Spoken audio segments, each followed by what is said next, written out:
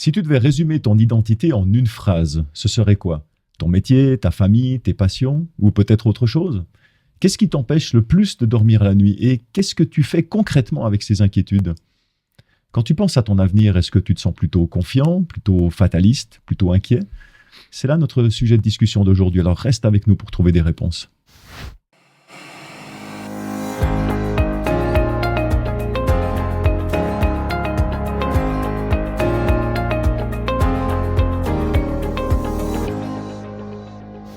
J'aimerais vous souhaiter une très très chaleureuse bienvenue. Ça me fait plaisir de vous retrouver cette semaine. Nous en sommes à la 7e semaine dans notre étude de ce trimestre qui a pour thématique Unir le ciel et la terre. C'est une étude sur le Christ dans les lettres aux Philippiens et aux Colossiens. Et cette semaine, 7e semaine, comme je l'ai dit, le titre de notre étude est Une citoyenneté céleste. Alors pour discuter de cette thématique, comme régulièrement, nous avons deux invités qui sont ici sur notre plateau pour partager, pour échanger. Il y a à ma droite Alex, bienvenue, c'est un retour, tu étais déjà là il y a quelques semaines, donc merci pour ta présence. Et puis Abigail qui est là aussi avec nous, merci aussi pour ta présence, ça me fait plaisir de vous retrouver. Je vous laisse quelques mots pour vous présenter, pour ceux qui vous connaissent peut-être pas encore, si tu veux bien commencer Alex. Alors, volontiers, j'habite à Lausanne et moi je suis membre de l'église adventiste lusophone. D'accord. Okay, à Lausanne aussi. Voilà. Donc, actif, engagé et fidèle dans ton cheminement spirituel, dans ta vie ecclésiale, on va dire. Voilà. Excellent. Merci. Abi? Et moi, je suis infirmière, aussi femme de pasteur, maman. Alors, beaucoup de choses, mais bon, espagnole que vient d'arriver à Genève. Et très contente d'être ici avec vous aujourd'hui. D'accord. Il vient d'arriver, ça fait quand même quelques mois, un peu plus. Ça fait un an et demi. À peu près, quelque chose comme ça. Ouais, donc, mais quand même, on dirait qu'on sent qu'on vient d'arriver. Mais non, on est très heureuse ici. Très bien. Ça me fait plaisir de vous avoir, en tout cas, de vous retrouver pour discuter, pour avancer dans ce texte biblique et puis avancer dans cette étude sur les Philippiens et Colossiens. J'aimerais commencer avec une question, comme je le fais à mon habitude, une question personnelle. Alors, vous êtes libre ou non des détails que vous donnez, ça vous regarde vous. Est-ce que vous êtes plutôt de nature inquiète ou plutôt vous stressez rapidement ou plutôt de nature confiante, plutôt calme? Et est-ce que vous pouvez nous donner peut-être l'un ou l'autre exemple dans votre vie qui illustre un petit peu votre réponse? Si tu m'aurais demandé ça fait avant d'être maman, j'aurais dit très calme. Moi, j'avais toujours tout bien. Pas de souci, il faut pas s'inquiéter. Oh, parfait. Maintenant, si tu demandes à mes enfants, depuis que je les ai eus, on dirait que je suis anxieuse. Mais c'est vrai que ça change. Il y a des choses qui changent la vie. Et puis, des fois, toi, tu changes aussi. Et puis, maintenant, j'essaye de continuer à être calme, mais c'est vrai que n'importe quelle chose les arrive à mes enfants, ça me fait stresser plus qu'avant, non? Alors, moi, que je suis infirmière, quand quelqu'un est malade à la maison, moi, j'étais toujours, c'est pas grave, machin, il faut pas s'inquiéter tout le temps, il faut pas aller tout le temps aux urgences. J'étais comme ça. Maintenant, avec mes enfants, j'essaie de dire la même chose, mais à ma tête, je commence à tout faire. Alors, si c'est ça, si ça change, si la fièvre arrive, si machin, alors, plus calme maintenant. C'est un vrai défi, c'est un vrai challenge de rester calme dans toutes circonstances. Non, c'est pas évident avec les enfants. On sent le vécu, N'est-ce pas? Merci Abi. Et toi Alex? Alors moi j'ai pas d'enfant, donc ça aide peut-être, mais j'apprends à être confiant parce que c'est pas évident. Alors c'est plus facile, disons, quand on arrive à tout gérer, à anticiper, à maîtriser. J'ai envie de dire que ça, c'est facile. Mais quand on a de plus en plus de responsabilités, qu'il y a des imprévus qui arrivent, et là, je dois apprendre à être confiant et à déposer tout ça entre les mains de Dieu. Et c'est ça que, c'est un apprentissage éternel, j'ai envie de dire. Oui. C'est aussi un challenge. Même quand on n'a pas d'enfant, il y a d'autres choses dans la vie qui arrivent. Et puis, non, c'est clair. Intéressant. Mais on va voir vos réponses, comment est-ce que ça va faire peut-être ressortir des choses dans notre étude. On va rentrer dans le texte biblique maintenant et je vous invite à prier avec moi ensemble. Notre Dieu, nous voulons te remercier pour la présence de Abi, de Alex ici pour discuter de cette thématique, de ces textes bibliques, ces si beaux textes que tu nous donnes et qui sont tellement riches. Aide-nous, Seigneur, par ton esprit à pouvoir les comprendre, à pouvoir aussi en discuter, à pouvoir éclairer certaines choses, à nous laisser enseigner aussi par toi, selon ta volonté, selon ce que tu veux pour nous, Seigneur. Nous te prions au nom de Jésus. Amen. Amen. Alors cette semaine, le verset central de l'étude se trouve dans Philippiens au chapitre 4, et puis je vais lire le verset 6. Et dans ce verset 6, Paul, donc, qui a écrit cette lettre aux Philippiens, Paul nous dit « Ne vous inquiétez de rien, mais en tout, par la prière et la supplication, avec des actions de grâce, faites connaître à Dieu vos demandes. » Alors on vient de parler dans ma question précédente de nature inquiète, nature confiante. Et ici, la Bible parle, donc c'est par la plume de l'apôtre Paul, elle nous invite à ne pas nous inquiéter. Et plutôt, au lieu de nous inquiéter, de nous adresser à Dieu en lui adressant nos besoins et nos autres demandes. Dans notre discussion d'aujourd'hui, on va aborder cet aspect un peu plus en détail, mais est-ce que vous pouvez déjà commenter ce texte que je viens de lire ici?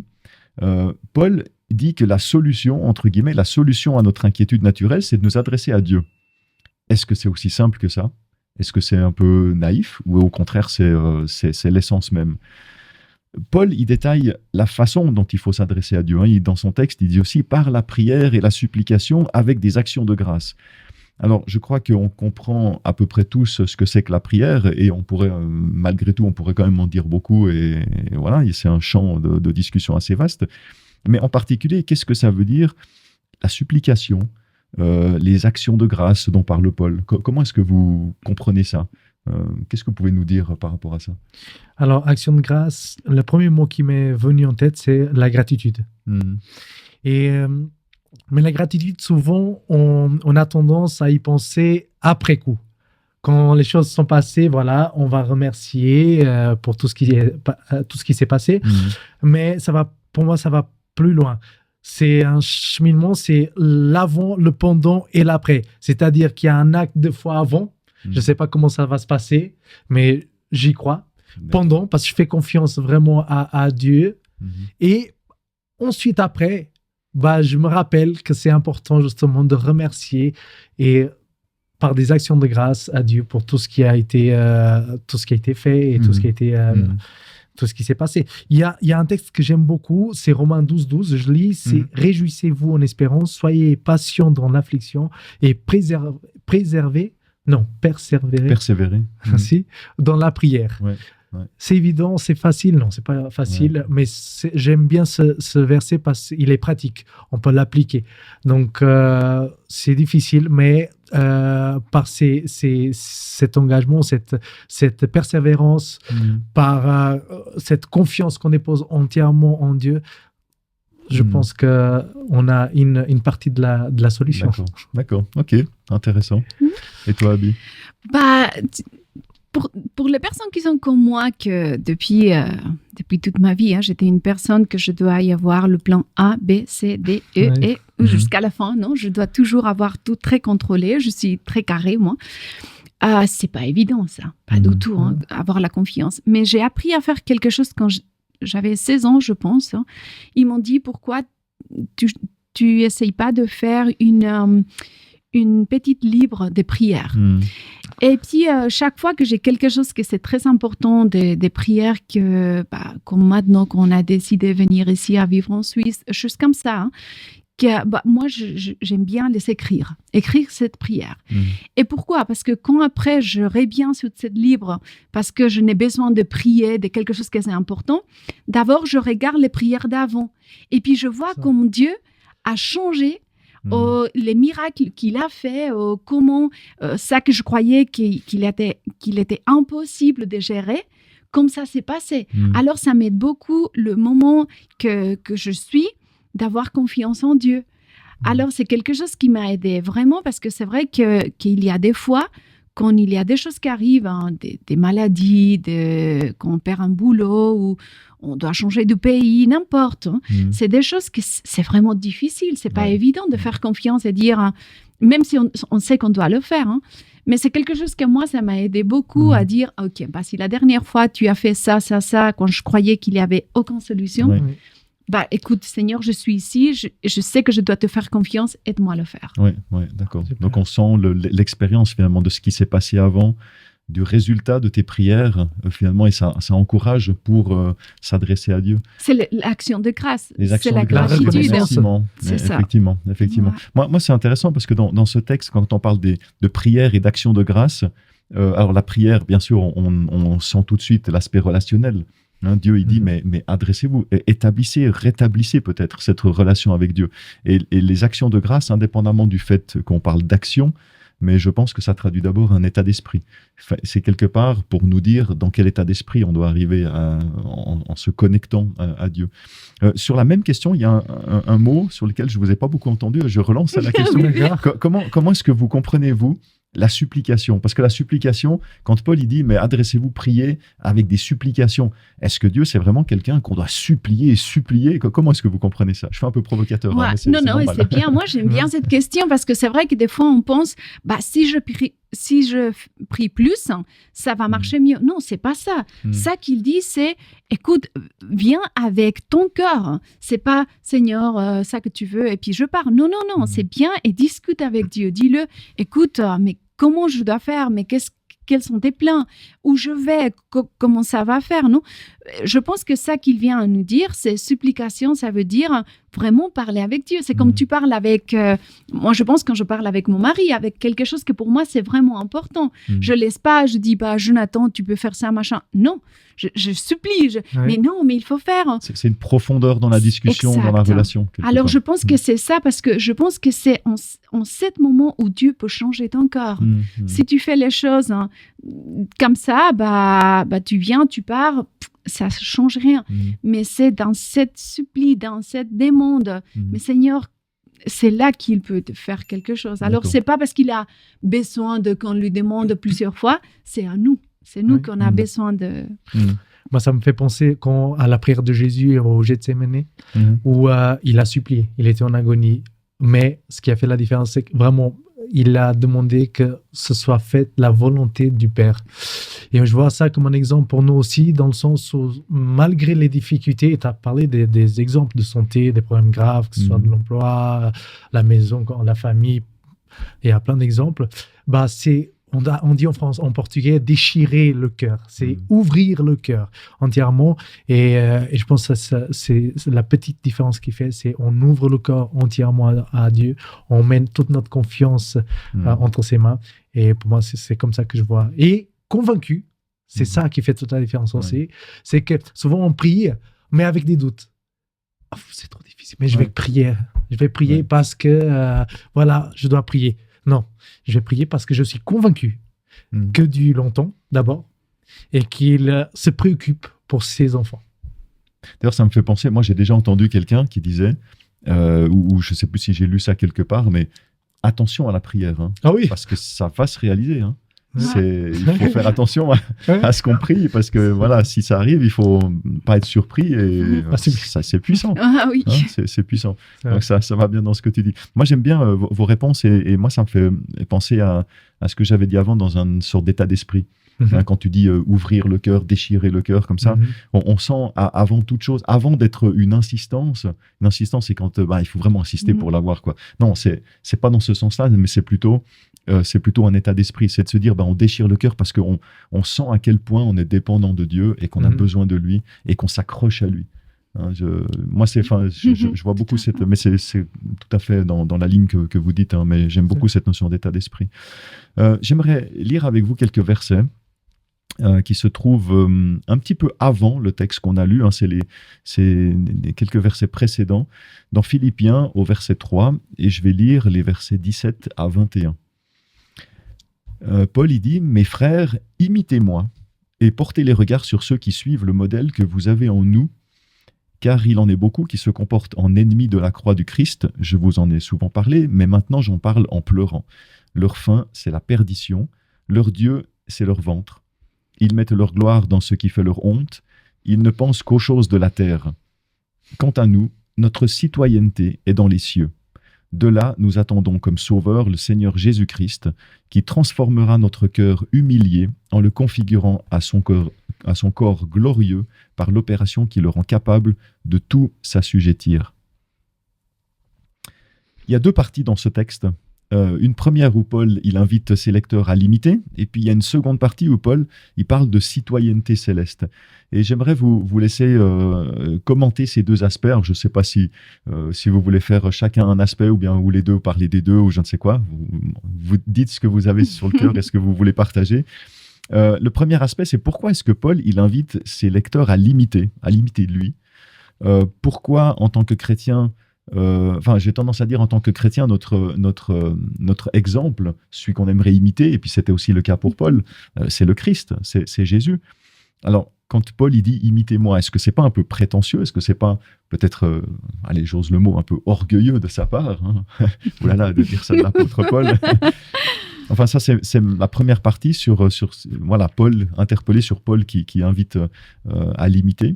Et puis, quand Paul, il parle de notre citoyenneté qui est dans les cieux, hein, c'est ses propos, qu'est-ce qu'il veut dire? Quelle est la portée? Qu'est-ce que ça veut dire? Jusqu'où? Qu'est-ce que ça signifie concrètement? Qu'est-ce que ça change dans notre vie présente? Moi, je vais y aller avec la première question. Parce que... Imitez-moi. Je veux parler de ça. Mais il y a une chanson chrétienne espagnole qui dit « Seigneur, je veux être comme toi parce que mon fils, il veut être comme moi. » Et c'est quelque chose que j'ai beaucoup pensé à cette chanson parce que je me rappelle surtout quand j'ai eu mon premier fils dans mes bras, que je pensais au Seigneur, quelle responsabilité, non? Normalement, ça qu'on a appris tous, hein, tout le monde qu'on a des enfants ou qu'on a autour de nous, hein, c'est qu'avec les enfants, on ne peut pas mentir. Je veux dire, tu peux dire qu'il faut faire des choses, mais si après tu ne fais pas ces trucs-là, les enfants, ils vont faire ça que tu fais, pas ça que tu dis. Oui. Alors, je pense que Paul, ça qu'il est en train de dire, c'est pas imitez-moi parce que je suis parfait, c'est parce que nos enfants, pour apprendre, ils n'arrivent pas à comprendre qui est Dieu. Et comment ils peuvent savoir qui est Dieu? On va l'expliquer. Mais ça qu'ils vont voir, c'est comment nous, on transmet Dieu. Comment nous, on est des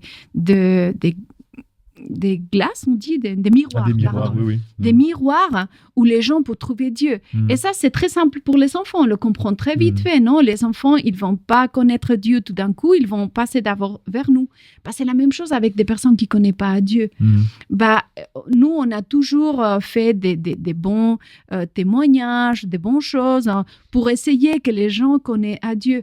Mais la meilleure façon que les gens, eux, pour connaître Dieu, c'est nous. La façon que nous, on traite les autres, la façon que nous, on parle, la façon que nous, on fait les choses. C'est la façon que les gens qui ne connaissent pas Dieu peuvent dire « Ah écoutez, si être chrétien, c'est être comme ça, moi je veux être comme ça. » Alors, je ne pense pas que c'est de l'orgueil qu'il y a là-bas.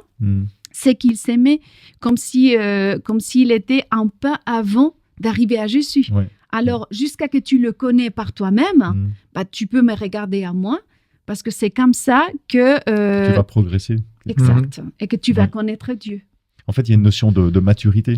Quand tu prenais l'exemple de tes enfants, toi, en tant qu'adulte, tu as une plus grande maturité que tes enfants. Donc, eux, ils vont passer par toi qui est plus concret. Mais tu n'es pas l'exemple absolu. Comme nous tous, on n'est pas un exemple absolu.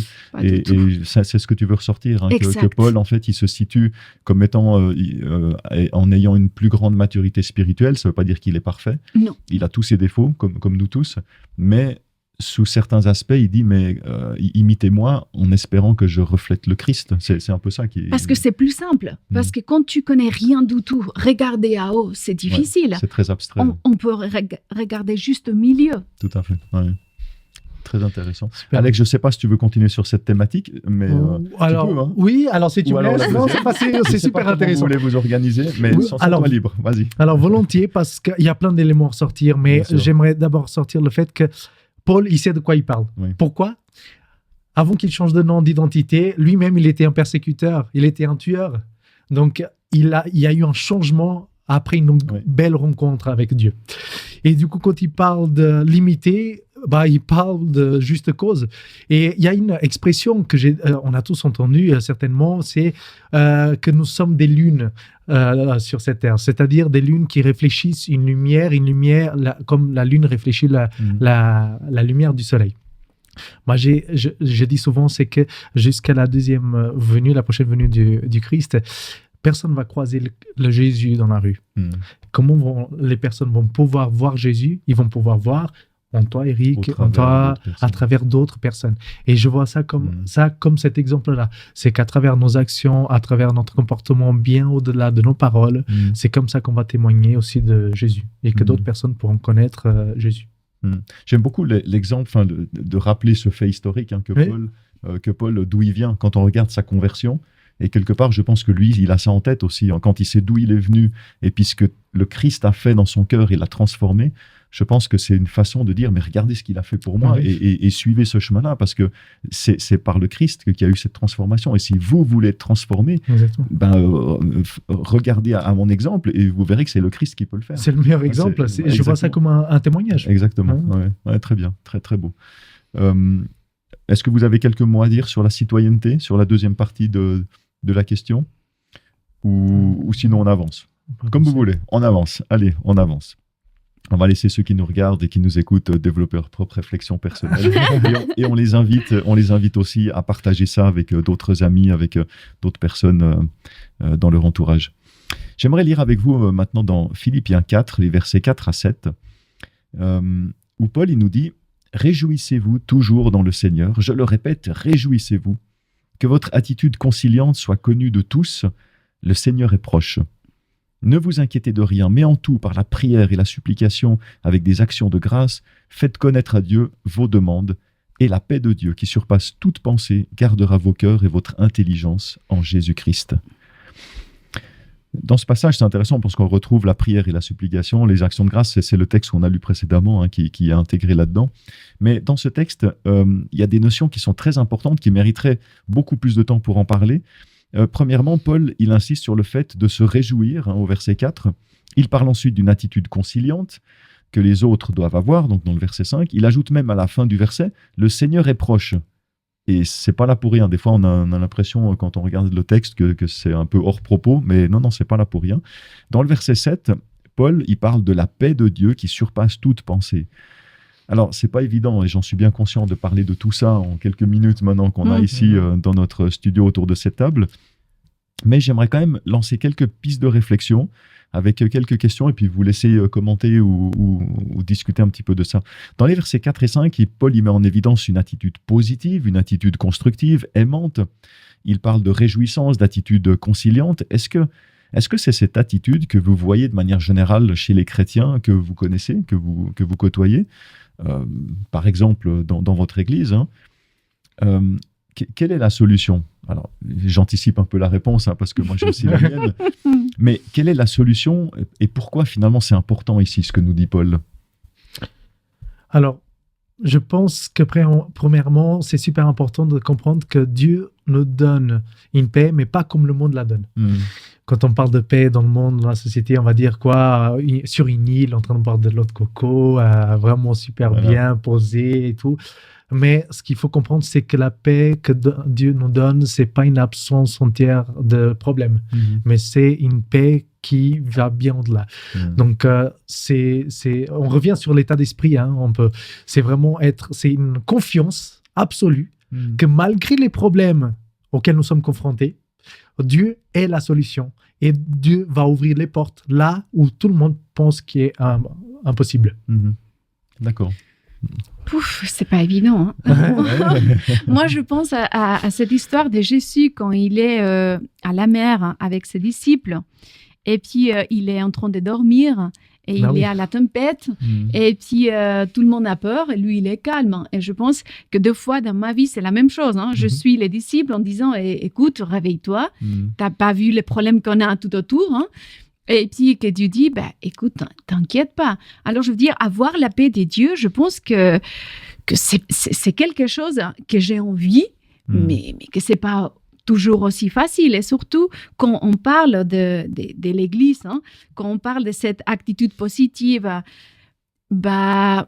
chacun, quand on arrive à l'église, c'est la même chose que quand on arrive au travail. Chacun a ses problèmes à la maison. Ils ont des choses qui, des fois, ne sont pas évidentes. Et puis, tu arrives là-bas et puis on se trouve avec des personnes différentes, avec des moyens de vivre différents. Et puis, trouver cette... comme on a parlé dans des autres leçons qu'on a vues, d'unité des choses, c'est pas facile. Alors, les conflits entre nous commencent, les problèmes commencent. Et comment être calme? Je pense que l'unique façon, c'est comme les disciples, ils sont faits, non? De réveiller Dieu. Mais pas vraiment réveiller Jésus parce qu'il est réveillé. C'est moi voir, écoute, j'ai besoin de toi. J'ai besoin que tu m'aides. J'ai besoin de cette paix. J'ai besoin de cette calme pour changer les choses. Moi, je pense des parents qui ont des enfants qui sont malades, avec du cancer, avec des maladies rares. Et être calme au-delà de tout ça, ça c'est que Dieu qui peut faire. Ça, c'est que Dieu qui peut donner cette paix, cette confiance et dire tout à fait. J'ai une solution, même si ça va être difficile, je suis là. Moi, je trouve que ce texte, il est assez intéressant parce que Paul, il écrit aux Philippiens. C'est Paul qui avait créé cette communauté à Philippe. Donc, c'est des gens qu'il connaît. Il parle à des gens, il écrit à des gens qu'il connaît. Et s'il écrit ça, c'est parce qu'il sait que dans la communauté, il y a des difficultés qui commencent à rentrer en ligne de compte. Et c'est intéressant parce que ce texte, quelque part, Paul essaye de refocaliser les gens de cette communauté sur ce qui est vraiment important. Et si je transpose ça aujourd'hui, moi, j'ai l'impression que la paix, c'est quelque chose que tout le monde, je crois que tout le monde que je côtoie dans la vie de tous les jours, on a tous besoin de paix. Peut-être même en particulier dans notre situation, dans notre époque à laquelle on vit, où c'est extrêmement j'ai l'impression que tout est extrêmement anxiogène et stressant. Et moi, ça m'est arrivé pendant quelques semaines de pas trop regarder les informations, les nouvelles, à la télévision, à la radio ou je ne sais quoi, ou sur les réseaux. Et tout d'un coup, quand qu'on recroche, puis qu'on reprend cette habitude de toujours être informé, on se rend compte au bout de quelques jours que c'est anxiogène. Et à un moment donné, je me suis dit stop, et je regarde même pas forcément tous les jours les infos. Donc juste pour dire que la paix, c'est quelque chose qui est vraiment recherché, je pense, vraiment très très important. Et moi, peut-être je vais juste partager une petite expérience personnelle qui date d'il y a bien longtemps. Ça fait plus que 20 ans maintenant. Dans le cadre du travail, j'avais une décision importante, vraiment importante à prendre. Et j'en avais discuté avec ma femme à l'époque.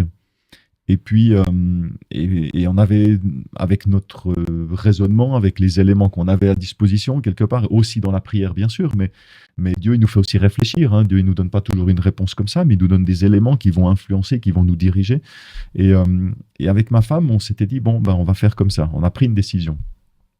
Et le lendemain, je suis allé au travail, ma femme aussi, elle est allée à son travail, et puis le soir, donc le lendemain soir, après cette journée de travail, je rentre à la maison, puis je dis à ma femme, écoute, depuis qu'on a pris cette décision, j'ai passé une mauvaise nuit, j'ai passé une mauvaise journée, je suis pas en paix, ça me tracasse. Puis elle me regarde, puis elle me dit, mais moi, c'est la même chose. Et on a de nouveau remis ça dans la prière, on a de nouveau prié. Et puis finalement, on s'est dit non, mais c'est autre chose. Et on a changé, on a pris l'autre décision et on a été en paix. Et une paix vraiment profonde, une paix sereine, quoi. Et je me dis, mais c'est des expériences qui font qu'il n'y a que Dieu qui peut donner cette paix, cette vraie paix. Et vraiment, j'invite chacun à expérimenter ça dans sa relation avec Dieu. Et Dieu, il donne la paix. Et je crois que les paroles, les mots ici de Paul, c'est pas des mots en l'air, c'est pas non, c'est une paix profonde, c'est pas une paix éphémère, c'est une paix qui dure, qui est authentique, qui est profonde et que seul Dieu peut donner. Voilà, c'est une petite chose que j'ai vécue et puis que j'ai du plaisir à partager. Je ne sais pas si je peux aussi partager. Mais avec plaisir. Ça m'a fait penser à une expérience que j'ai vécue il y a quelques années aussi, dans le cadre du travail aussi, où j'ai reçu une invitation pour faire du bénévolat dans un autre pays, en sachant qu'à l'époque, j'étais dans un CDD, donc un contrat à durée déterminée, et j'ai accepté, en résumé. Le lendemain, quand j'arrive au travail, il me propose de prolonger le travail, mais pour un CDI, donc à durée indéterminée. Durée indéterminée. Un jour après que j'ai accepté de faire du bénévolat, pendant presque 6 mois. Alors vous imaginez, je serais dans une situation hyper confortable, bien, avec des bonnes conditions pour l'État et tout, top. Et j'ai dû prendre une décision et j'ai dit, en fait, non. J'ai dû juste transmettre la décision que j'avais prise. C'est-à-dire, j'ai accepté de partir faire du bénévolat et tout. Elle me dit, mais t'es fou. Qu'est-ce que tu vas faire? Tu pars, tu vas rien gagner pendant 6 mois. Nous, on te propose un CDI, t'as un poste et tout, avec tes responsabilités et tout. Et il dit, bah, écoutez, désolé, mais je sens une paix. Je sens que c'est là que je dois y aller. Et on dit, ah, mince, bah, j'espère que tu vas réussir parce que là, en plus, tu reviens en plein milieu de l'année. Les postes à pourvoir, ils seront tous pris et tout. Et j'ai dit, d'accord, mais je décide de faire confiance. Exact. Je devais partir un mardi. Le week-end, on a eu une retraite spirituelle avec l'église. Et là, je reçois un message dans un groupe d'anciens étudiants de la fac. Il y a longtemps, personne n'écrivait dans ce groupe. Il y a eu une proposition d'emploi. Et j'ai dit, OK, écoute, moi, ça pourrait m'intéresser, mais sache que mardi, je pars dans un autre pays. Le seul jour où je pourrais avoir un entretien avec ta direction, c'est lundi. OK, je te réécris. Dimanche, petit message. Écoute, c'est bon, tu peux venir demain, 9h et tout. Excellent. Je viens lundi, un jour avant de partir pour 6 mois. Elle me dit, elle me pose des questions et tout ça. Et j'ai dit, écoutez, elle me dit, on a besoin de quelqu'un pour tout de suite. Je dis, tout de suite, je peux pas. Moi, je pourrais dans 6 mois. Ah, dans 6 mois, oui. C'est long. En résumé, non seulement j'ai obtenu un CDI aussi pour l'État, ils ont trouvé quelqu'un juste pour me remplacer pendant 6 mois. Ils m'ont donné le vendredi après-midi congé. Donc, vraiment des horaires super. Et je suis parti en confiance le lendemain pour 6 mois, en sachant que avec la sûreté et la certitude que j'allais avoir un travail quand j'allais rentrer. Amen. Et ça, c'était une grande expérience parce que c'était pas évident de refuser. C'était tentant d'avoir accepté la première proposition, mais il y avait une paix. J'avais une paix inexplicable que je suis convaincu que seul Dieu peut la donner et qui m'a rassuré. Et au dernier moment, sans que je cherche, j'ai pas cherché d'emploi. Il m'est tombé dessus. Et je vois ça comme vraiment une bénédiction. Ah oui. Oui. Effectivement. Merci beaucoup pour ce beau témoignage. C'est magnifique. J'avance un petit peu dans l'étude. On voit, je reprends le texte dans Philippiens 4 et quelques versets plus loin par rapport à ce que j'ai lu. Dans les versets 10 à 13 et puis aussi le verset 19, Paul, il écrit la chose suivante. Il dit « Je me suis grandement réjoui dans le Seigneur de voir enfin refleurir votre intérêt pour moi. Cet intérêt, vous l'aviez bien, mais l'occasion vous manquait. Je ne dis pas cela en raison d'un manque. Moi, en effet, j'ai appris à me contenter de l'état où je me trouve. Je sais vivre humblement, comme je sais vivre dans l'abondance. Et partout, j'ai appris à être rassasié et à avoir faim, à être dans l'abondance et à être dans le manque. Je peux tout en celui qui me rend puissant. » Et au verset 19, « Mon Dieu comblera tous vos besoins selon sa richesse, dans la gloire en Jésus-Christ. » Quand Paul il écrit ces mots, alors on sait, il se trouve vers la fin de sa vie. On sent dans ce texte tout son vécu, ce par quoi il a vécu. Et puis si je fais le parallèle avec aujourd'hui, je me rends compte en fait que les choses, elles n'ont pas tellement changé. On a toujours les mêmes besoins. Il y en a toujours, des fois, on a des vies dans notre vie. Il y a des hauts, il y a des bas. Il y a des fois, que ce soit matériellement, spirituellement, relationnellement ou d'autres. Et je pense que Paul, s'il vivait dans notre époque maintenant, il aurait pu dire exactement la même chose avec ses hauts et ses bas. Qu'est-ce que ce témoignage de Paul nous apprend pour aujourd'hui? Quelles influences qu'on a des hauts et des bas, comme je viens de le dire, mais quelles sont les influences de ces hauts et ces bas sur notre vie spirituelle? Vers quoi nous fait regarder Paul dans ses paroles ici qu'on a lues et dans son exemple, dans l'exemple que lui nous donne? Qu'est-ce que vous pouvez dire par rapport à ça? Moi, la vie de Paul, ça m'impressionne beaucoup. Parce que lui, c'est un homme qui a décidé de ne pas le mettre limité à Dieu. Il a dit, Seigneur, depuis le moment qu'il vraiment a trouvé Dieu, parce que jusqu'avant, il faisait ça qu'il croyait qu'il devait faire. Mais au moment qu'il s'est retrouvé face à face à Dieu, il lui a dit, Seigneur, je ne mets pas de limites. Qu'est-ce que tu veux de moi? Demande-moi où y aller et j'y irai. Alors, c'est quelque chose d'impressionnant parce que nous, des fois, on dit, Seigneur, ça c'est trop, ça je ne peux pas, ça j'ai peur. Mais lui, il arrive à la fin de sa vie en disant, Seigneur, je suis content que j'ai fait tout ce que tu m'as demandé. Et puis Dieu lui a demandé la chose la plus compliquée, parce qu'on n'oublie pas que pour lui, c'était pas de parler de Jésus aux Juifs, c'était de parler de Jésus aux personnes qui connaissaient pas qui n'étaient pas juives. On les appelle des gentils. Oui, les gentils. Les gentils. D'ailleurs, on appelle Paul l'apôtre des gentils. Exact. Ouais. Et c'était le plus difficile. Parce que quand tu parles avec une personne qui pense comme toi, qu'il y a juste des petites différences, c'est facile parce qu'on voit les différences, c'est tout. Mais avec cette personne-là, c'était que des différences. Alors, ce n'était pas évident. Et lui, il a dit, Seigneur, je ferai ça que tu veux. Et puis, il a eu des moments très durs. Il en fait du mal. Il a presque... Il était pour mourir plusieurs fois. Mais... Et moi, ça m'interpelle parce que je pense que des fois, notre vie spirituelle, ça peut être avec beaucoup de limites. Pas sans limite. C'est justement au contraire. Ok, Seigneur, ça va y aller autant que ça marche bien chez moi. Autant que j'ai un bon travail. Autant que ma famille n'a pas de soucis. Alors, à ce moment-là, toi et moi, on est bien. Mais au moment que les problèmes arrivent, écoute, qu'est-ce qui se passe? La communication est coupée ou comment ça marche? Alors, faire confiance... quand les choses sont difficiles, moi, je me rappelle quand mon mari il faisait ses études de théologie, lui, il pouvait travailler que 2 heures par jour. Et moi, c'était qui apportait le travail le plus grand. Non moi, j'avais toute la journée pour travailler. J'étais infirmière à ce moment-là et je travaillais à Genève.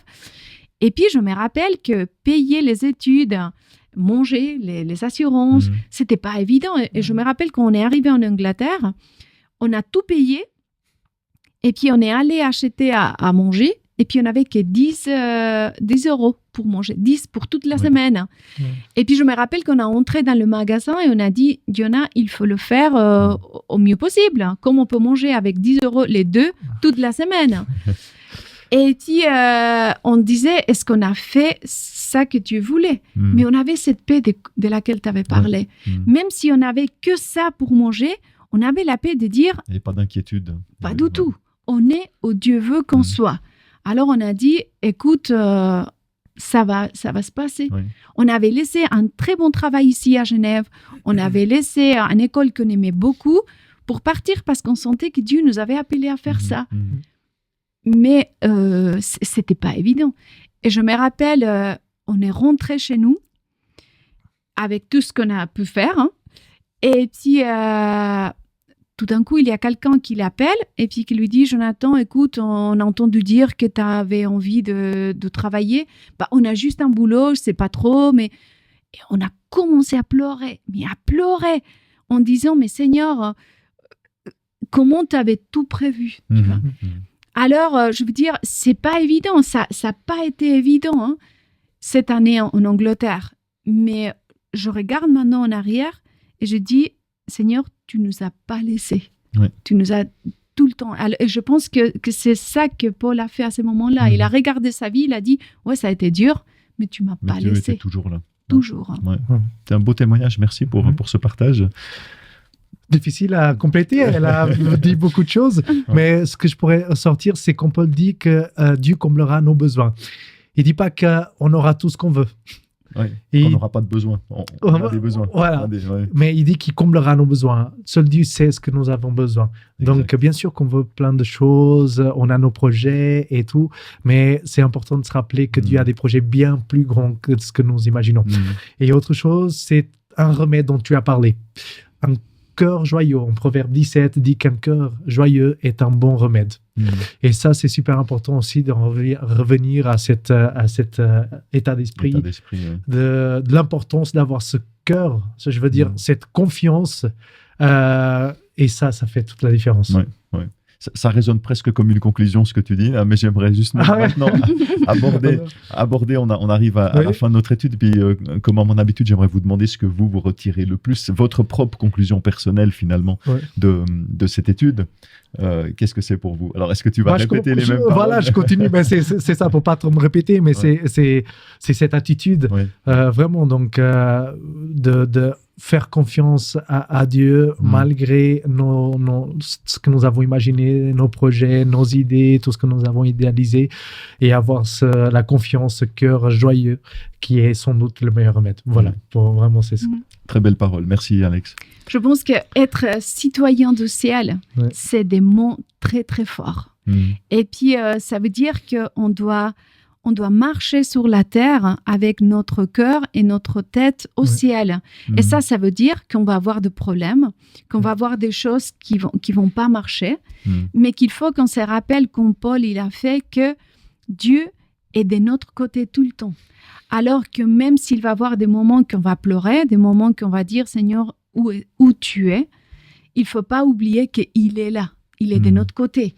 Il va nous aider autant que notre regard et notre cœur est au ciel.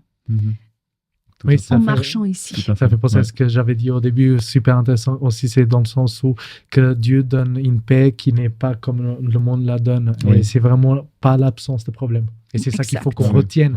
Et c'est pas une absence de problème, mais une certitude que Dieu connaît nos problèmes. Exactement. Et qui nous aide à les surmonter. Exact. Plutôt que de tout résoudre, mais sa présence, il nous assure de sa présence. Très bien. Merci beaucoup. Merci pour vos témoignages, pour vos discussions. Voici les 5 essentiels de la semaine.